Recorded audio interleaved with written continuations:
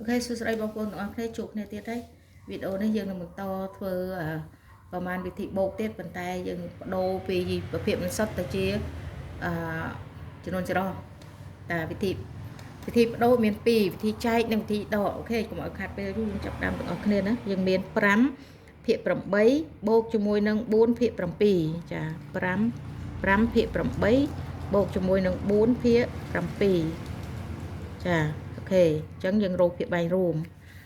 8 7ដងគឺ56អូខេ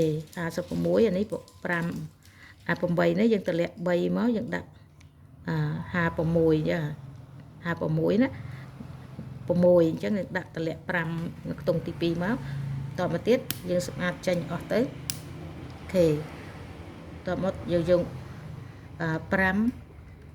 ភាគ8យើងតាំងតមកទៀតយើងយក56ចែកនឹង8 56ចែកនឹង8យើងបាន7ចាទាញតម្លាក់គ្រាប់1មក8យើងទាញតម្លាក់មួយគ្រាប់មកយើងនៅសល់7អញ្ចឹងយកផលចែក7ចែកនឹង5គុណនឹង5 7 5ដង35អញ្ចឹងយើងយក35យកដាក់តាំងនៅខាងឆ្វេងភាគបែងរួមអូខេ7 5ដង35សម្អាតចេញទៅចាតមកយើងយកបាន4ភាគ7ចាដាក់តាំងមក4ភាគ7បន្ទាប់មកយើងយក56ចែកនឹង7យើងបាន8ចារុញមួយគ្រាប់ឡើងទៅហើយយើងយក8គុណនឹង4 8 4ដង32យើងសម្អាតចេញអស់ទៅ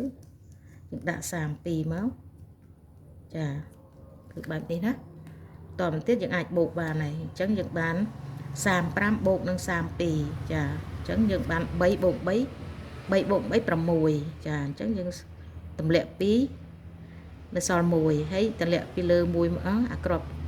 លើ1មករុញទាញតម្លាក់1មកយើងបាន6អញ្ចឹងយើងបាន2បូកនឹង5 2បូក5យើងរុញក្រោមកម្ម2មកយើងមាន5មកឲ្យស្រេចហើយយើងបាន67ចាអញ្ចឹងយើងមើល67និង56ឃើញថាភាគយកធំជាងភាគបែងតមកយើងធ្វើវិធីដកចាបដូរភាគគេហៅថាប្រភេទមិនសុទ្ធឬក៏ប្រភេទធំជាងភាគយកធំជាងបែងចាប្រភេទដែលមានភាគយកធំជាងភាគបែងគេហៅប្រភេទមិនសុទ្ធចាតមកយើងត្រូវយកភាគបែងរួមនេះយកមកដាក់តាំងភាគដល់ពេលអញ្ចេះរបៀបបដូរត្រូវយកភាគបែងរួមយកមកតាំងនៅខាងឆ្វេង6ចាអញ្ចឹងភាគយកទៅជាតួបូកទី1ភាគបែងទៅជាតួបូកទី2ចាអញ្ចឹងយើងបាន67ដក56អញ្ចឹងយើងបាន6ដក5នៅសល់1អូខេអញ្ចឹងអានេះ7ដក6យើងនៅសល់1អូខេចាអញ្ចឹងដកកុំភ្លេចថាដកម្ដងស្មើចំនួនគុណ1អញ្